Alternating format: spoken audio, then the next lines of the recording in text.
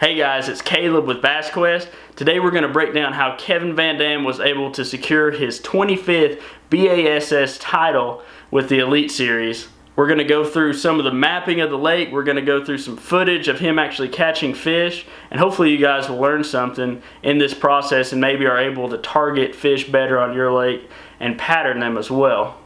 If you haven't already, make sure you subscribe to my channel.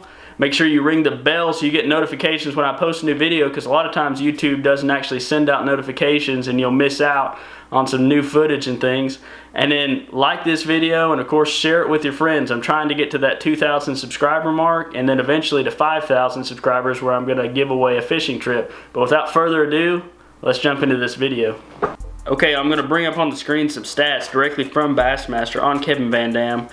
He's actually been in the money 247 times in his career, which is just insane to me. The guy is just a closer. He's won almost $6.4 million in his career.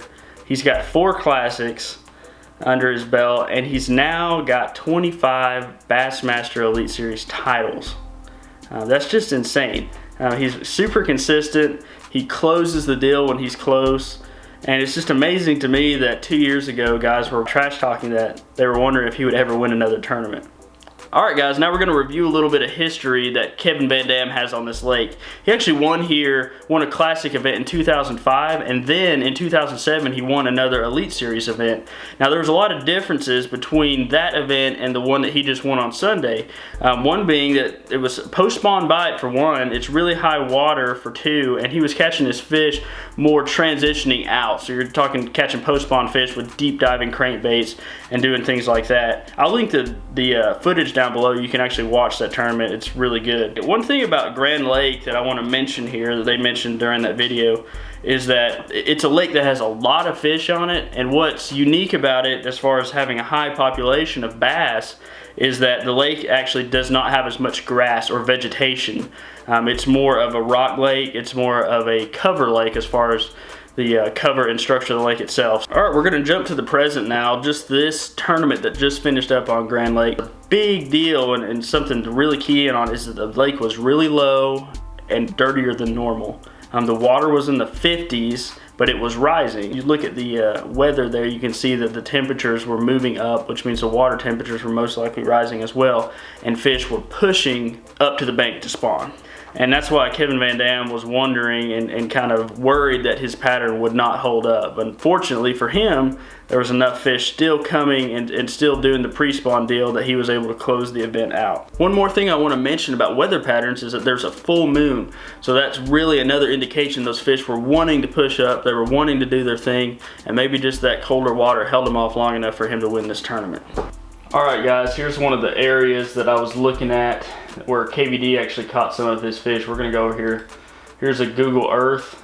This is actually where he caught his Sunday morning big fish, his game changer as they called it. It was right off of the end of this dock right through here. So what we're going to do is we're going to pull up Navionics and take a closer look at this.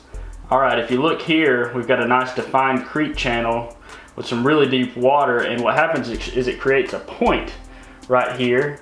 And then it actually runs in. You've got like a ditch that runs into the back of this pocket. This is just a classic spawning area back here, and what he's doing is catching some staging fish. Let's push up a little closer. And one thing I'm looking at is these contour lines right here. You can see this is actually a pretty steep drop, but right in here you've got almost like a small ledge, contour lines really close together, and it's just a textbook area where these fish will move up and stage, and it's probably got some nice hard bottom right there, and that's what he was catching those fish on. Alright, now we're going to move on from this spot where he caught this big bass. We're going to pull out a little bit and we're going to run right into this kind of a pocket right here. This is where KVD did a lot of his damage throughout the tournament. You can see this kind of little boat ramp right here that was visible in some of the live feed. But of course the water's down, so it looks a little bit different right now. But let's pull this up on Navionics as well. Alright, so here we go. We're going to pull into there. And once again, what you got again is kind of a creek channel. We're running back in here. This is just a standard spawning area, and of course it's got plenty of cover and structure along this travel route. One thing I'm noticing, I'm really liking the way these contour lines look right through here.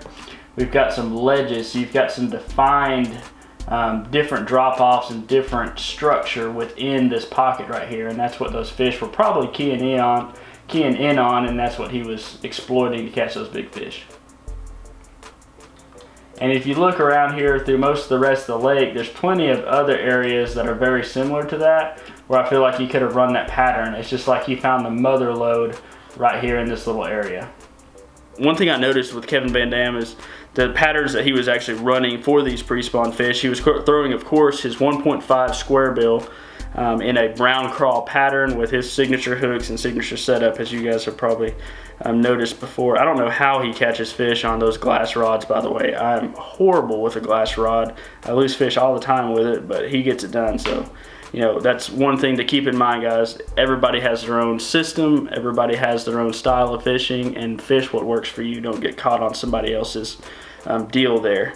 And what I noticed when I was watching footage of him running through these places and catching these fish is that he was making multiple casts around docks using that jig and of course the crankbait, and he was lining up and working for casts that the average angler would not make. And what I mean by that is he's pushing up between dock slips, around boats, making skip casts, making difficult casts to make for one, but also it's a pain in the butt for boat control to maneuver your boat into those tight areas to make the cast. And then of course actually landing the fish is a whole nother story completely.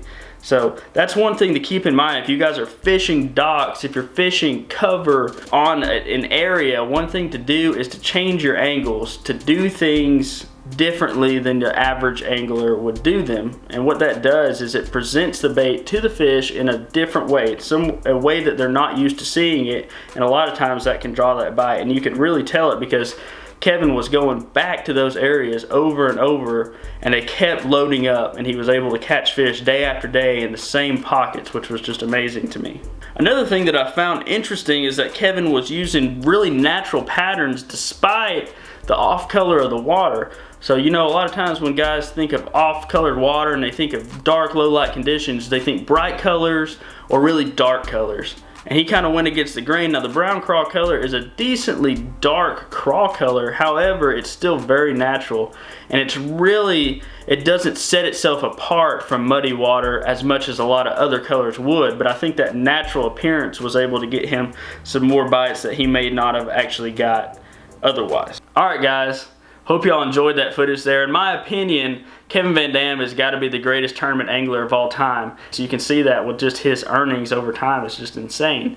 But one thing to me that separates him from a lot of guys is his practice time is super short, guys. He gets out there and he figures out the fish really fast. I'm actually going to link below a Bassmaster article from a few years back, which is Kevin's 6th season, I believe, fishing guide. I'll link the actual name of the article and everything down there. But he goes through kind of how he thinks about bass fishing through the different stages. Of course, you know, there's the winter time, there's pre-spawn, there's spawn, there's post-spawn, there's the fall bite, there's the summer bite, and he runs through all those different patterns, and it's a really good illustration of how his mind works. He gets out there, he fishes his way. He doesn't go out there and try to catch other people's fish. He doesn't do things that he's not comfortable with. He goes out there and fishes to his strengths, and he closes the deal. And I think that's something a lot of young anglers can take away from this, is that if you're really good at doing something, and it's possible to win a tournament doing it, go ahead and focus on that. Don't get caught up in trying to learn a new technique for a tournament. It's something good to do, but when it comes tournament time, you got to fish your strengths. You got to get out there, fish your confidence, and get the job done. So I hope y'all enjoyed this episode. If you did, give me some love. Give me that subscription. Give me those likes down there. And as always, comment down below if you have any questions regarding any of this. If you want a better explanation, if you like this kind of video. I mean, I might do some more videos describing what I think about post-tournament events, whether it be FLW or Bassmaster. Break down how the tournament winners did it. Do some more map study. So I'd be glad to see y'all's opinions down there. But as always, hope this week finds you out on the water, and I'll catch you there.